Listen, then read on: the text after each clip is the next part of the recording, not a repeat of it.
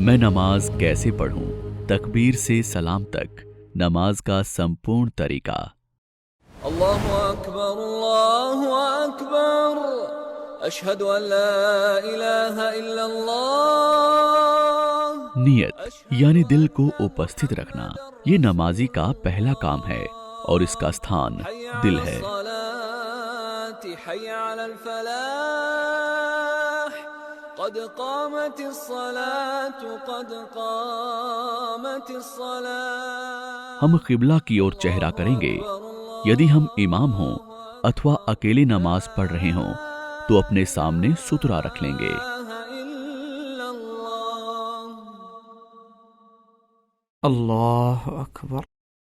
ये तकबीर ए एहराम है। इसी के जरिए हम नमाज में प्रवेश करते हैं। इसे जबान से कहना जरूरी है।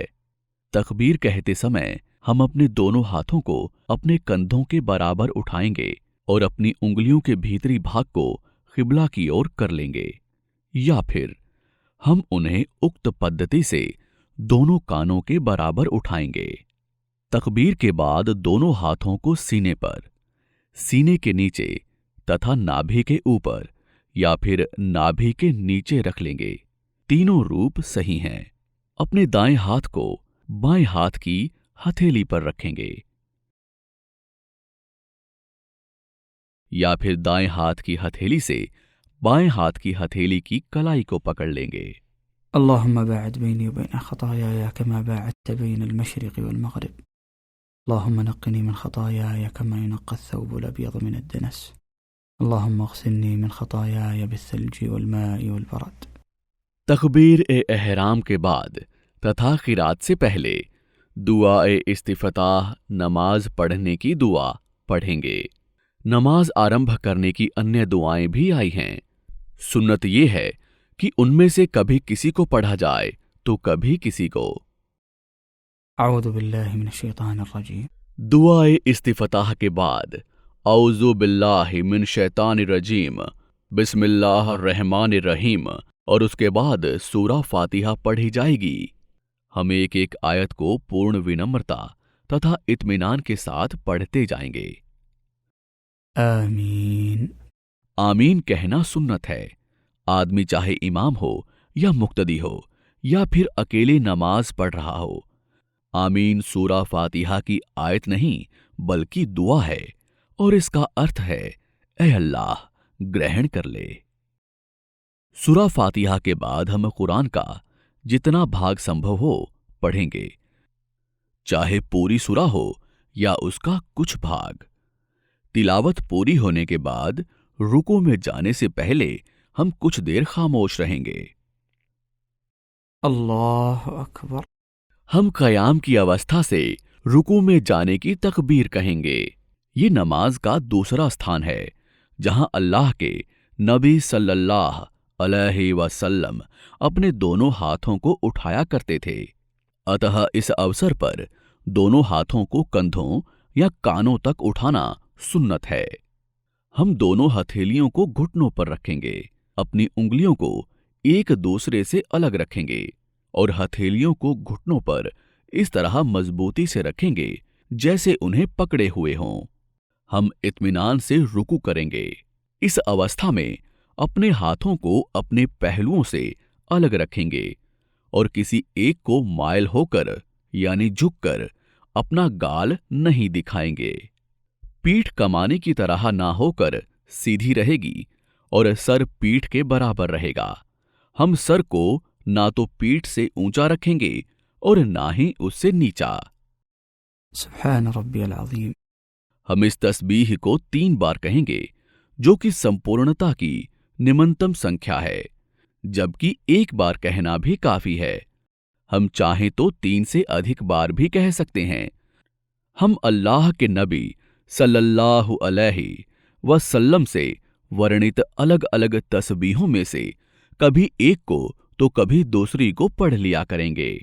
रुकू में कहने के लिए कई अज़कार वर्णित हैं। समिअ अल्लाहु लिमन हमीदह। इसे हम रुकू में खड़े होते समय उस परिस्थिति में पढ़ेंगे जब हम अकेले नमाज पढ़ रहे हों या फिर हम में कोई इमाम हो। हम अपने दोनों हाथों को कंधों अथवा कानों तक उठाएंगे। ये तीसरा स्थान है जहां हम अपने हाथों को उठाते हैं। फिर हम सीधे खड़े हो जाएंगे और कहेंगे रब्बना वलकल हम्द। रुकू से उठने के बाद हम अपने हाथों को छोड़कर भी रख सकते हैं और उन्हें बांध भी सकते हैं।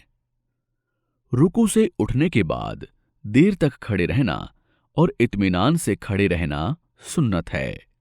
अल्लाह अकबर। फिर हम क़याम से सजदे की तरफ जाने की तकबीर कहते हुए जमीन की तरफ झुकेंगे। अपने हाथों को घुटनों से पहले या घुटनों को हाथों से पहले रखेंगे। दोनों में वही करेंगे जो हमारे लिए आसान हो।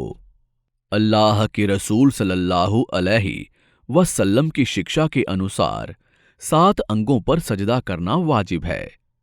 नाक के साथ पेशानी, दोनों हथेलियां, दोनों कदम और दोनों घुटने।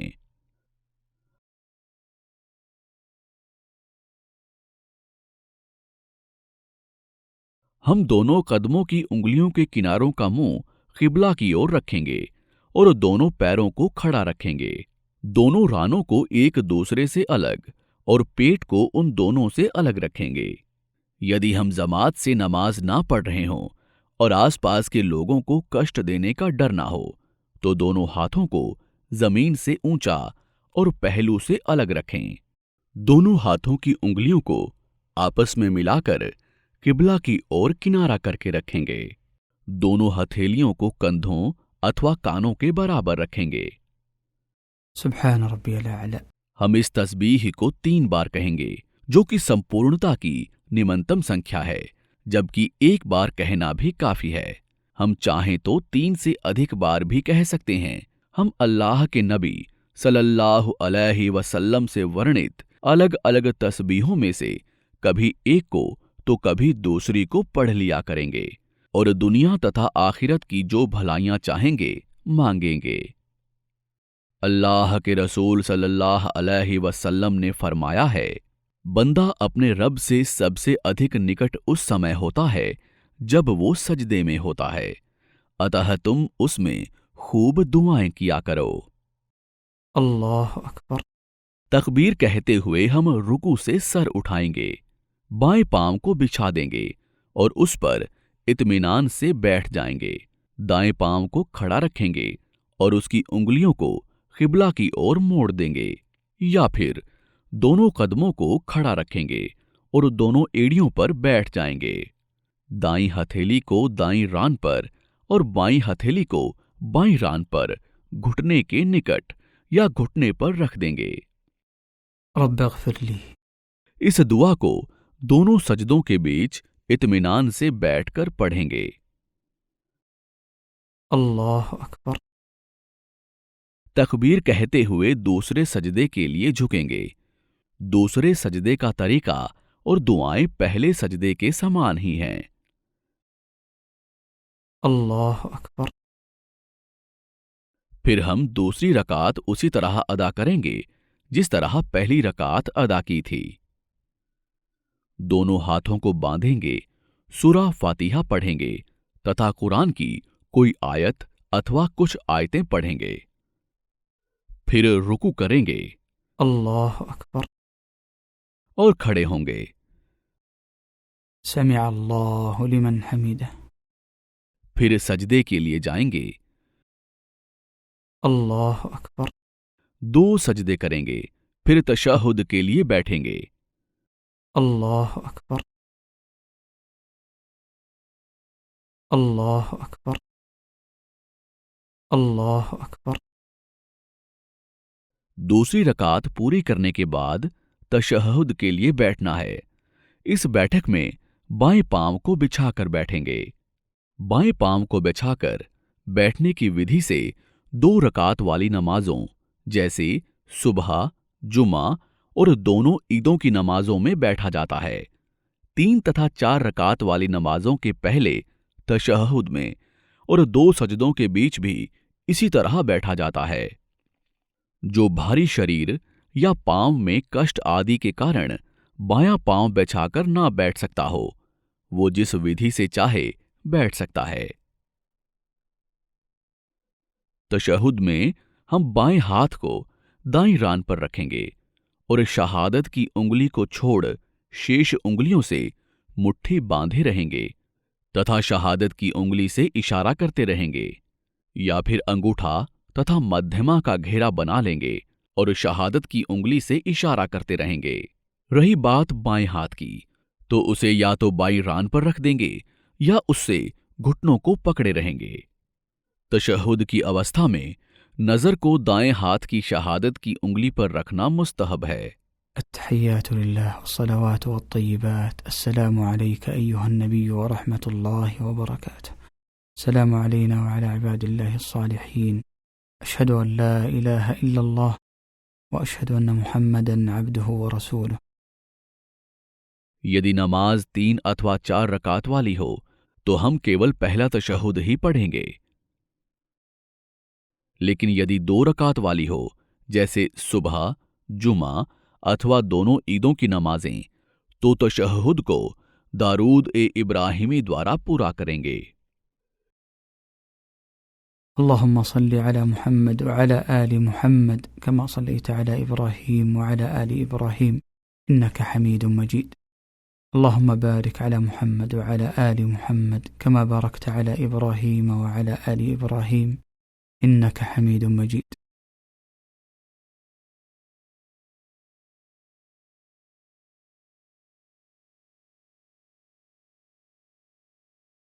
السلام عليكم ورحمة الله السلام عليكم ورحمة الله। तशहुद तथा नबी सल्लल्लाहु अलैहि वसल्लम की हदीस में वर्णित दुआएं पढ़ने के बाद सलाम फेर देंगे, लेकिन ऐसा 2 रकात वाली नमाजों में करेंगे। अल्लाह अकबर।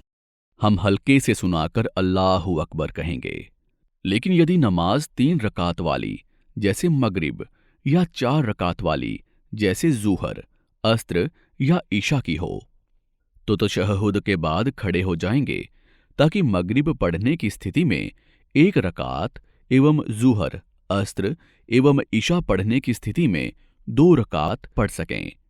शेष रकातों के क़याम में सूरा फातिहा पढ़ेंगे और साथ ही सारे कार्य करेंगे और दुआएं पढ़ेंगे, जिनका विवरण रुकू, सजदा, क़याम एवं बैठक के अंतर्गत आ चुका है। अल्लाह अकबर। अल्लाह के नबी सल्लल्लाहु अलैहि वसल्लम 2 तशहुद वाली हर नमाज के अंतिम तशहुद में तवर्रुक करके बैठे थे। अतः केवल 3 तथा 4 रकात वाली नमाजों में अंतिम तशहुद में ही तवर्रुक की अवस्था में बैठा जाएगा। ज्ञात हो कि तवर्रुक के 1 से अधिक रूप हैं। उसका एक रूप है बाएं पांव को बिछाना, दाएं पांव को खड़ा करना, उन दोनों को दाएं जानिब से बाहर निकाल देना एवं दोनों चूतड़ों को धरती पर रखना, या फिर दोनों कदमों को बिछा देना और दोनों को दाएं जानिब से निकाल देना, या फिर दाएं पांव को बिछा देना और बाएं पांव को दाएं पांव की रान और पिंडली के बीच घुसा देना।